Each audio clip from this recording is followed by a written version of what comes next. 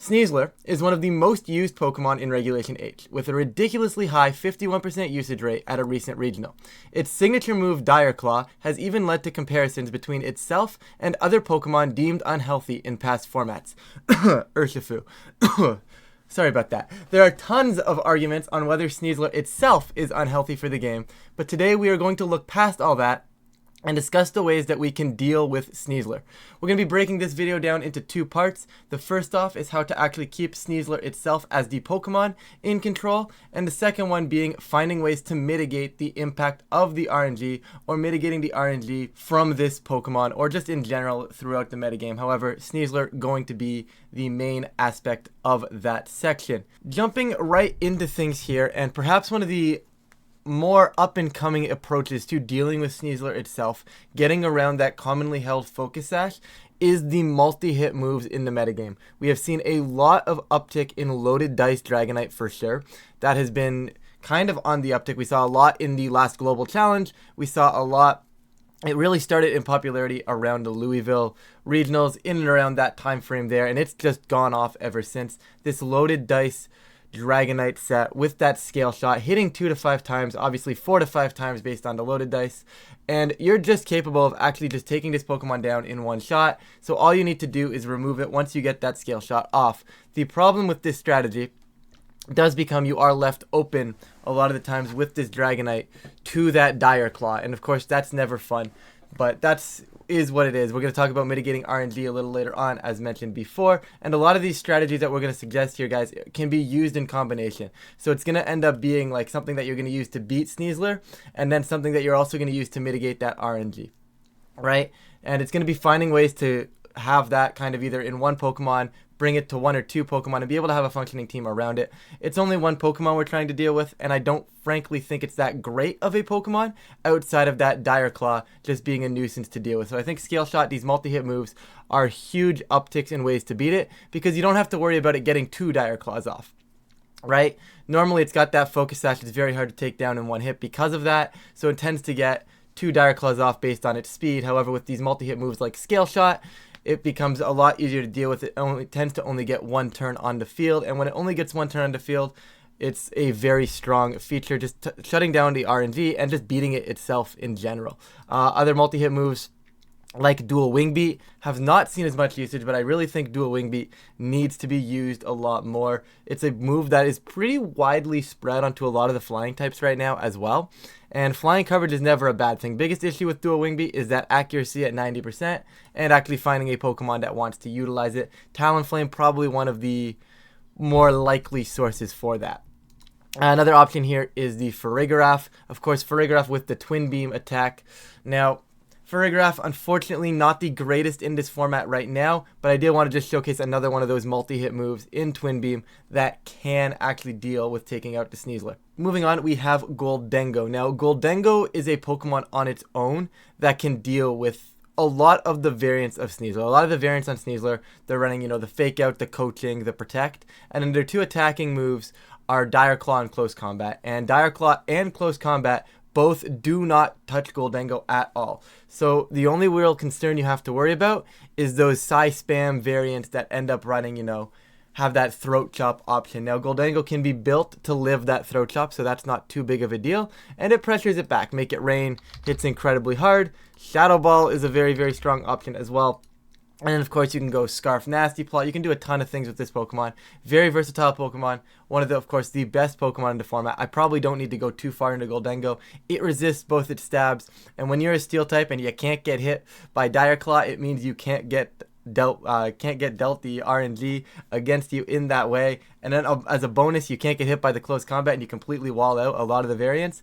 It's a good Pokemon, and it has the upside for walling out both of Sneasler's main attacks. Next, we're going to talk about some of the Pokemon of different types that technically find ways to deal with Sneasler effectively. And the first one I'm going to bring up here is Garchomp. It's done a very good job of helping keep Sneasler in check, as well as the Sneasler checks in check, like Goldengo, keeps that in check as well. Very, very strong Pokemon. Rough Skin is probably one of the better abilities you're going to see on it. You can do some cool things with Sandveil, but in relevance to actually beating Sneasler, obviously you're a ground type, so you hit it back incredibly hard. And if it does have that pesky focus sash, it can't hit you without losing that sash because of the rough skin ability, right? So basically you say, well, you can't hit my Garchomp, and if you don't hit my Garchomp, you're not killing it. And if you're not killing it, I'm killing you in return with something like a Stomping Tantrum or an Earthquake. And if you do have to say, well, I need to fake out this Garchomp here, all of a sudden they're losing their focus sash, and Garchomp becomes one of the best options there as a ground type. Some of the other ground types in the format, like the Ursalunas, tend to have that normal typing on them as well, losing to the close combat. So having that ground type in Garchomp obviously still takes a lot from close combat, but being able to remove Sneasler in return and not just die in one hit to that Pokemon is incredibly strong. Another option here that's also seen an uptick in usage now is these Indeedee males, a lot of them actually being Choice Scarf, normally beside their own Sneasler, but that's not the point for this. That's not the point for this. That's going to be Psychic Surge. Now, Psychic Surge is one of the better abilities in the game, just shutting down priority, of course. But here we're looking at Expanding Force, right? We are looking at those Psy Spam style approaches, just hitting Sneasler for 4 times super effective damage. And that's what we're looking at doing with these psychic types. There's tons of options here. You know, Indeedee Male is a cool one. You know, Covert Cloak, Armarouge, I've seen a little bit of in like Close Sheets Best of 1. That's kind of fun. That may be something that picks up in usage as well. Just can't get Dire Claw, hit it back with that Psychic move. Stuff like that. I think Psychic types are probably a little underexplored right now. But it's really tough to use Psychic types when the big parts of the format are, you know, the Ghost types like Goldengo, the Dark types like King Gambit. It's tough to bring these guys onto the field. However, it's still very manageable and definitely one of the better ways to deal with Sneasler as a whole. In terms of other typings, I do like seeing Ghost types here. Basculegion just happens to be one of the common Ghost types that I haven't really mentioned too much. Of course, guys, there are plenty of other Ghost type options as well. And the big thing here is finding a way to avoid the status conditions, which is one of the main reasons I put Basculegion here. Because with the Swift Swim into rain, it outpaces the Sneasler. And when you're going first and you're moving before the Sneasler, if you can kill it before Sneasler moves, you no longer have to worry about Sneasler's doing anything with you RNG, and you are removing it. Of course, you're not always going to be able to remove it immediately with every Ghost type, but you know, you can pair a Ghost type now maybe with something like a Covert Cloak, maybe beside a Misty Terrain. We'll get into those options in a bit, but Ghost types in general are pretty strong into it, obviously ignoring that big damage in close combat. And Dire Claw is not a very strong move. Yes, it's 80 base power. Yes, it will rack up damage. But if you resist Dire Claw, it's not going to be like resisting a Rillaboom Woodhammer where you still take like 50. If you're resisting Dire Claw, you're only taking about 25. Maybe less than that depending on the Pokemon, right? So these Ghost types are a very strong option because they do resist the Dire Claw and are immune to that close combat. The only thing you got to worry about with the Ghost types is playing around the RNG, which as mentioned before, we'll get into soon. This next point is actually going to be really quick here, and it's going to be Intimidate. Probably didn't pick the 2 greatest Intimidators to help deal with Sneasler, but Salamence, of course, actually does do that pretty well. Incineroar and Intimidate kind of just go hand in hand. When you think Incineroar, you think Intimidate, so I just threw it on here. But Salamence and Intimidate in general is kind of the point I want to make here. It's a lower powered format. Sneasler's attack stat is high, yes, but once you can mitigate that, if you put the Intimidate onto the board, there's not a lot that Sneasler is really going to do. The biggest concern at that point, once Sneasler's damage gets mitigated, is going to be the RNG. So if you can find a way to deal with that as well as maybe hindering that attack, Sneasler becomes a whole lot less threatening, right? Bonus points, Salamence also does get access to do a Wing Beat. Not sure if that's something you guys wanted to look into, but there are tons of options here as well. I actually ran a Covert Cloak Gyarados in the last Grand Challenge here, and honestly, I was super happy with Covert Cloak Gyarados. I'm not going to get too much into it, but you know, obviously avoiding Fake Out, avoiding the Dire Claw stuff as well, along with getting that Intimidate down onto the Sneasler, was super clutch the entire format. Obviously, Close Sheets Best of 1, Covert Cloak Gyarados probably works a lot better there. But in general, like I said, you know, these Intimidate Pokemon that can come around, mitigate that damage, if you compare these with ways that, you know, doesn't care about the RNG, it feels really solid as an option into beating those Sneaslers. Moving on to part 2 of the video, we are now going to talk about ways of mitigating the RNG. This could be RNG in general, but a lot of this is going to be strictly focused on mitigating that RNG from the Sneasler, since that is the aspect of the video, but feel free to take this into other elements of mitigating RNG as well. So of course we have the Covert Cloak, and Covert Cloak has become one of my favorite items in this format strictly because of Sneasler. It is very tough for me to build a team now without having the Covert Cloak option, and I think it's a very strong option as a way to mitigate that RNG, right? For those of you who may be unaware, basically Covert Cloak prevents secondary effects from the move, and that's exactly what Dire Claw is. With that 50% chance to either get a sleep, a para, or a poison, right? Covert Cloak shuts that all down. It removes that 50% chance from the moves that go into this Pokemon, and having it on a redirector has felt incredibly strong to me in this format.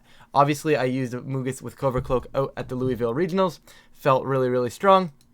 And the concept of it being on the redirector here, it can be on anything. It doesn't have to be on the redirector.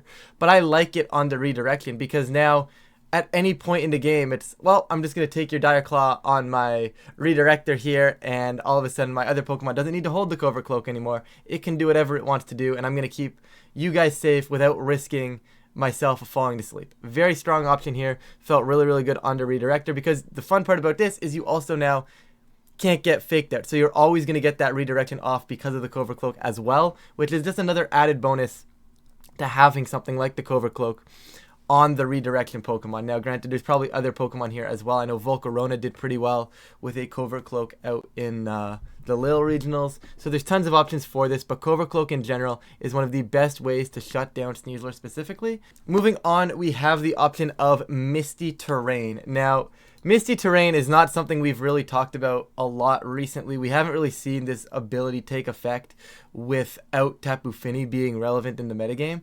So the Misty Surge here, unfortunately, the best user for this and the only user in the format for this is these Weezings. And Weezing, in my opinion, guys, this isn't a very great Pokemon, but it does do a job here. And when you want to use Weezing, in my opinion, Neutralizing Gas is just that much better of an ability for you to have. However, Misty Terrain in general, kind of what I wanted to get at, is a very strong ability or a very strong field effect to have. There's other ways to get this set up.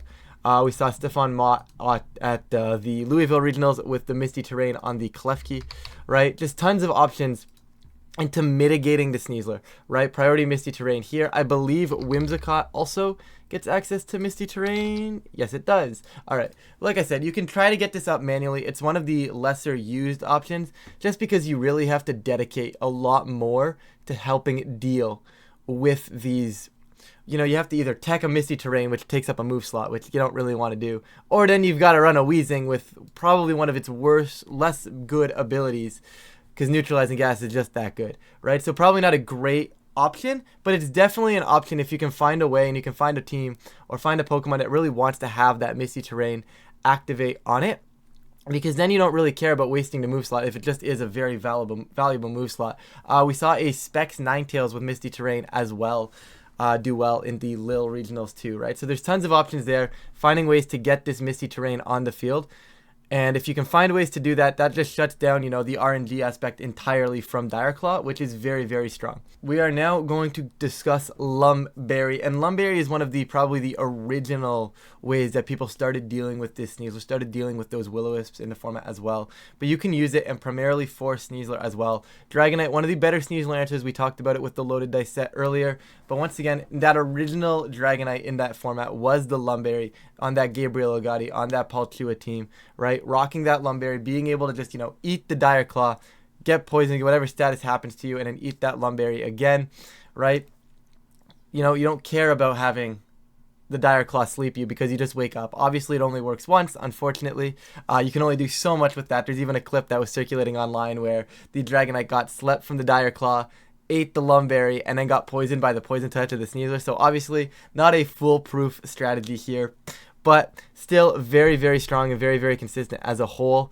I'm not sure where else Lumberry really fits, because the concept of this one was like, you know, you got the multi-scale on the Lumberry, very difficult to take down the Dragonite.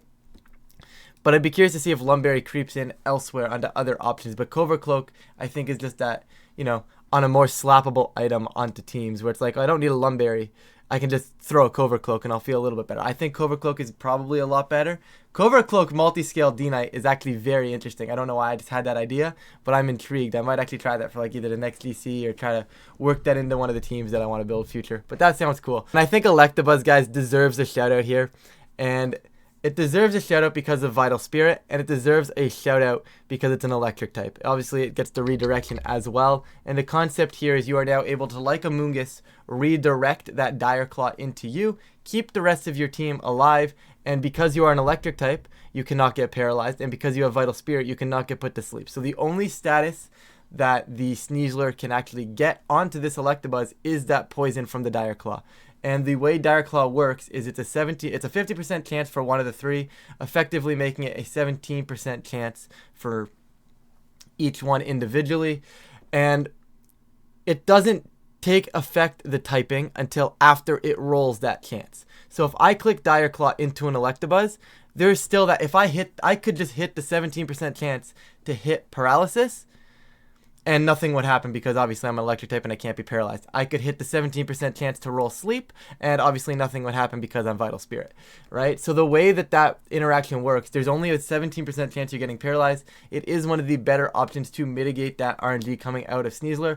Obviously, I don't think it's the best option on this list. Definitely one of the cooler options dealing with Sneasler. That's going to just about do it for this one. And keep in mind, guys, these are a lot of just suggestions. You can use a lot of these things that I talked about in combination with the other thing, you know, like the Covert Cloak. You can add that to, you know, maybe one of your ghost types that I mentioned with the earlier part, right? So you can merge a lot of these ideas together, maybe have one or two of them on your team. And there are probably a lot more that I didn't even manage to get over in the video. And if you guys do think I missed out on a really cool answer to Sneasler or dealing with RNG, please feel free to let me know down below, because, you know, I miss things sometimes and it's always great to hear what you guys have to think about the format and options as well.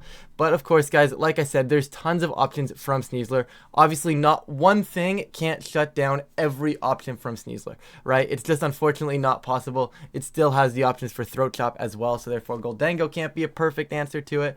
But you have to keep in mind that, like, if you have Goldango on the board, all of a sudden now they have to realize that, well, I can't really click Dire Claw, I can't really click Close Combat into either of those options.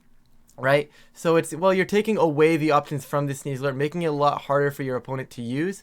And that's just a win-win in my book, right? Like, Goldango is still a very good option. Of course, other options on this list are very strong as well. Mitigate that Sneasler, find ways to deal with it effectively, and just make it harder for that Sneasler to do what it wants to do. What I went over today, I think, are the big primary ones. Obviously, there are potentially others. As I said, let me know. But if you guys are enjoying this type of content, please feel free to leave a like and subscribe. It really does help our channel. And of course, I really do appreciate it. But with that, I'm going to get on out of here, and I will catch you all in a future video.